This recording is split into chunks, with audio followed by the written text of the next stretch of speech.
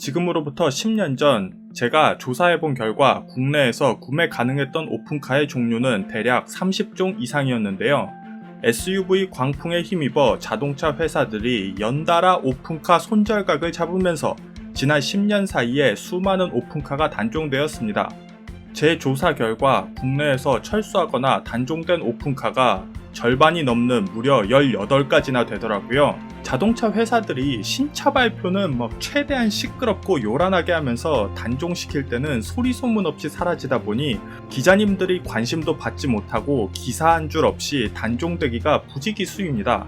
그래서인지 제가 올렸던 오픈카 영상에서는 단종 소식을 모르는 구독자님들이 댓글을 많이 달아주셔서 오늘은 지난 10년 사이에 단종된 오픈카 특집입니다. 탄식이 절로 나오는 단종이 너무 아쉬운 차가 정말 많습니다. 저랑 함께 살펴보시죠.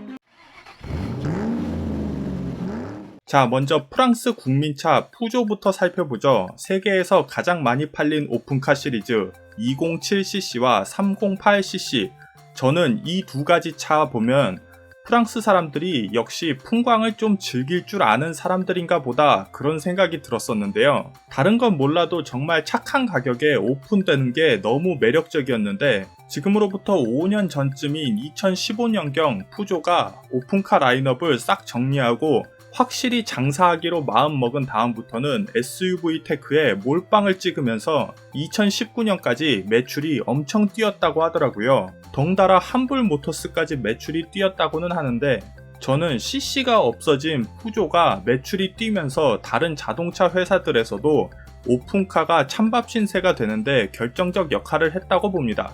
대중적 오픈카의 시발점이자 대중적 오픈카의 종말을 알렸다는 점에서 참 인상적이네요. 자, 다음은 독일 국민차 폭스바겐. 10년 전에는 뉴비틀 카브리올레하고 이오스를 팔고 있었지만 작년에 뉴비틀이 단종되면서 카브리올레도 단종됐고요. 이오스는 골프 카브리올레에게 저렴이 오픈카 바통을 넘겨주는 것처럼도 보였었는데 골프 카브리올레도 단종됐습니다. 골프 카브리올레는 아직도 나오면 산다 하실 분들 정말 많은 팬층이 두터운 차로 알고 있었는데 아쉽네요. 여담이지만 비틀은 최근에 폭스바겐에서 이 비틀 그리고 이 카르만을 상표 출원을 했어요. 이게 제 영상에서 저번에 소개한 적이 있는데 비틀과 카르만 기아라는 차가 껍질만 다른 형제차라서 둘이 전기차로 부활한다고 하면 이 카르만이 오픈카로 부활할 확률이 상당히 높아 보입니다. 국내에서는 인지도가 떨어지지만 해외에서는 전기차로 복원해서 탈 만큼 인기가 많은 차라 나와만 준다면 기대해볼만 할 것 같아요. 아, 그리고 이 골프 클래식이랑 미니버스로 유명한 이 삼바까지 상표 출원했다고 하니까요. 클래식카 좋아하시는 분들한테는 희소식이네요. 볼보도 C70을 단종시키면서 사실상 오픈카 손절했습니다. 아니 사실 C70 좋은 차라고는 들었는데 볼보 브랜드 이미지랑은 좀 갭이 있어서 저는 사부 9-3을 더 딱 한 번 타봤는데요. 이쪽이 더 끌리긴 했는데요. 사부는 아예 브랜드 자체가 없어졌습니다. 자, 다음은 미국 빅3에서 이제는 자금을 담당하고 있는 크라이슬러에서는 PT 크루저와 세브링이 단종됐습니다. 이 두 대의 크라이슬러 오픈카가 가격 대비 떡대가 정말 좋은 오픈카였는데 아쉽네요. 그 다음은 랜드로버 이보크 컨버터블도 신형 이보크 나오면서 단종됐다고 합니다. 이 차가 특색이 있어서 드림카로 뽑으시는 분들도 있었는데 아쉽죠? 한국에서는 이 차를 최초의 컨버터블 SUV로 알고 계신 분들도 많은데 가장 먼저 SUV 컨버터블 장르를 개척한 건 닛산의 무라노가 이 바닥의 시조세였다고 합니다. 파격적인 컨셉으로 2011년에 미국에서 출시됐다가 2014년에 조용히 단종되고 2016년에 이보크의 인기에 힘입어서 이보크 컨버터블이 나왔다가 최근에 단종됐습니다. 컨버터블 SUV 사고 싶은 분들은 폭스바겐 T-Roc 컨버터블이 아직 나오고 있으니까요. 올해 말에 한국에 출시된다는 이야기도 있고요. 가격도 무지 착해서 이거 나오면 잠 못 잘 분들 상당히 많을 거라고 저는 생각합니다. 아무튼 모처럼 한국에 T-Roc 컨버터블이 오픈카 단비가 되어줄지 기대가 되고요. 아까 잠깐 이야기 나왔었던 닛산은 페어레이디죠. 370G의 컨버터블이 단종됐습니다. 닛산의 쥐어짜기는 끝이 없나 보네요. 옆집인 인피니티에서도 G37 컨버터블이 후속작 없이 쓸쓸히 퇴장했고요. 그 옆집인 렉서스에서는 IS 컨버터블하고 SC430이 단종되면서 제가 확인해보기에는 LC 라인업만 컨버터블이 남은 것 같습니다. 그래도 뭐 그쪽 나라에는 혼다 뭐 S660, 마쓰다 MX5, 다이하츠 코펜 같은 차가 아직도 뭐 마진폭도 적을 텐데 꾸역꾸역 잘 버텨주고 있잖아요. 뭐 부럽지 않다는 거짓말은 굳이 하지 않겠습니다. 이제 자동차 명가 독일로 넘어가 보죠. 아우디 같은 경우에는 현재 국내에서는 A5 카브리올레만 남아 있고요. A3 카브리올레 TT 로드스터는 단종된 줄 알았는데 아직 독일 홈페이지에 있는 거 보니 뭐 인증 중인지 글로벌에서만 팔고 있는 건지는 제가 잘 모르겠습니다. 하지만 올해 6월에 올라온 국내 기사 중에는 A3 카브리올레가 단종되었다는 기사가 있더라고요. 그리고 TT 같은 경우에는 아우디가 2025년까지 만들겠다고 선언한 20가지 전기차 라인업에 포함되어 신형이 전기차로 나온다는 이야기가 유력해 보이네요. 그 전기차로 다시 나오면은 그때 국내에 다시 한번 출시가 될 수도 있을 것 같고요.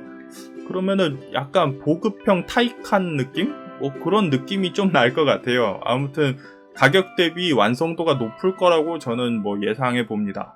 자, 다음은 고급차의 상징 벤츠의 사이드 브랜드인 스마트에서 나왔던 스마트 카브리오 같은 경우에는 10년 전에는 가장 저렴하게 살 수 있는 오픈카였지만 뭐 현재는 한국은 물론이고 미국에서도 판매 부진으로 철수한 것 같아요. 최근에 벤츠와 중국 지리자동차가 합작해서 다시 전기차로 부활시킬 거라는 계획을 발표했다고 하네요. 자, 이제 진짜 벤츠 이야기 한번 해보죠.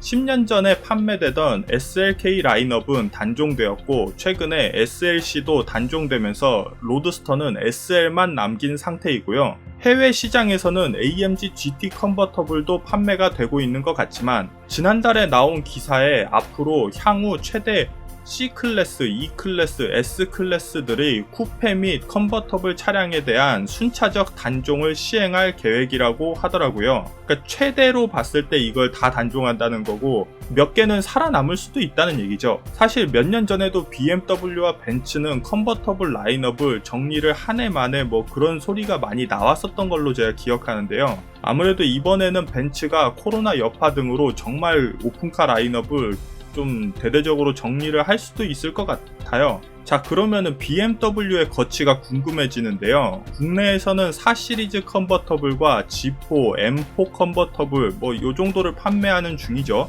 글로벌에서는 2, 4, 8 시리즈와 G4, M2, M4, M8, G4, M까지 컨버터블을 만들고 있는 것 같더라고요. 그러니까 그동안 단종된 모델을 꼽자면 i8 정도인 것 같아요. 자, 그러면 과연 벤츠가 손절하면 뭐 존버한 베엠베가 남은 시장을 쫙 빨아먹을지 아니면은 함께 좀 철수하면서 정리를 할지 이거는 관전 포인트가 될 것 같습니다. 자, 그리고 BMW 옆집인 미니 같은 경우에는 미니 컨버터블보다 저렴했던 미니 로드스터가 단종됐네요. 로드스터가 전기차로 나오면 좋았을 것 같은데 전기차는 그냥 쿠퍼 3도어로 나온 것 같습니다. 뭐 이쁘네요.